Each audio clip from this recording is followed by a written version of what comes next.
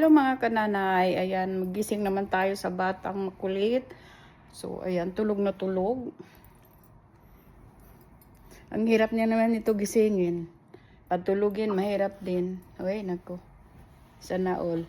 Yan lagumi. Tako, umabot kami ng You put me.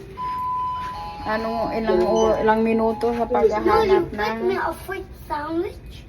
sandwich. You put sandwich. Sandwich? You put Nutella bread Yes, I put. and orange. Yes. But not too much. Little bit. How much? Maybe half. Half? Yes. I can do that. Mm. Because Ayan, pasok na kami sa school pero nakatagalan kami dahil sa... Yes. I like biting it and drinking the juice. Okay, yala. Open the door. Abutan kami ng 15 minutes sa paghahanap ng damit. Hindi mo maintindihan kung anong susuotin.